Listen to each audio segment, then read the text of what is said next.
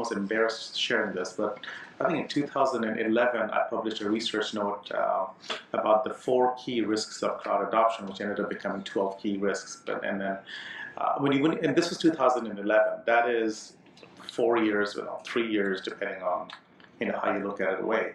Out of those 12 risks, probably the only one that's relevant right now is organizational inertia, because we were talking about network availability and security concerns and regulatory. Yes, government regulations need to keep up with the times, and a lot of the work we do is advising governments that you cannot govern today's technologies based on rules that were initially set up to deal with the first generation of computing in the 1960s.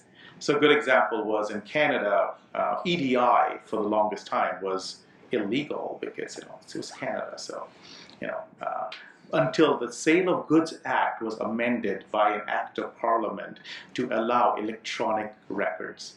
So we're once again getting to the point where lack of imagination, either in terms of the regulators or in terms of clients, are getting in the way of some of these changes. But once you start having the dialogues about what is feasible and really start painting pictures of what enterprise value can be created.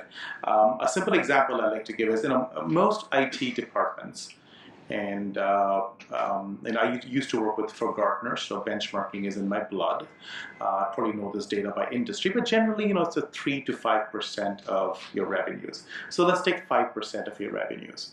And if as a CIO, you're busy optimizing 5%, and let's say you're a great CIO and you got your vendor Capgemini in there and beat them over the head and got a 20% reduction on your IT costs.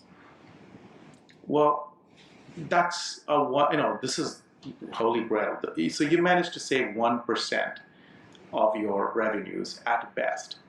But what IT also does, technology impacts every aspect of your operations. And every aspect of your operations are probably in the range of 45 to 60% of your revenues are core operating costs. Whether it is making products, whether it is manufacturing, whether it's supply chain, whether it's finance. And when technology leaders start seeing the potential of agile technologies deployed on the cloud, making a difference on that 45 to 60%, a 10% optimization, and I'm still taking cost right now, I'm not talking competitive advantage, I'm not talking about market strategy, I'm not talking about new business models. I'm still talking about a very conservative approach to business. But if all of a sudden technology is applied to optimize that 45 to 60% that's out there, a 10% impact on that is a bigger impact than the entire IT spend of the enterprise put together. So our point is, where should the technology leaders focus on? Squeezing the next 10%, going from India to the Philippines to the Ghana to, I remember I was at A.T. Kearney as well, so I can badmouth everybody here. But A.T. Kearney publishes the list of the top 30 destinations, and I remember in 2007 there was an article in the Wall Street Journal saying, would you really outsource your work to Senegal? Which one of the 3 countries had Ebola? Because it was cheap and it was cost effective, and apparently they spoke French, so it became an outsourcing destination. So stop thinking like that and start thinking in terms of how can technology impact that other 45 to 60% of enterprise costs. I'm not even talking about value over here, because that brings a whole different level of, can you then grow your revenues by 5% or 10%. But even by talking about cost optimization, there's significant leverage by moving core enterprise functions to the cloud and then optimizing them to impact how the business operates.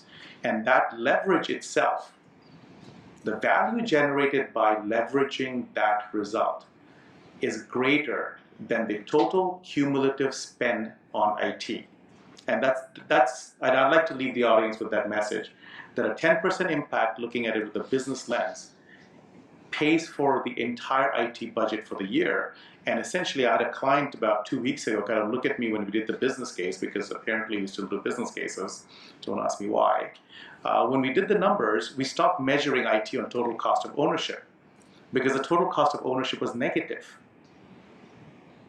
So we started measuring IT on a concept of net economic value added to the enterprise, where IT, by optimizing how it did work through enterprise cloud and agile processes based on enterprise cloud, was generating more economic value for the enterprise than it cost to run IT in the first place. And that just became a very different way for technology to be seen in the marketplace. I'm still not talking about top line growth. I'm still talking about operations and processes.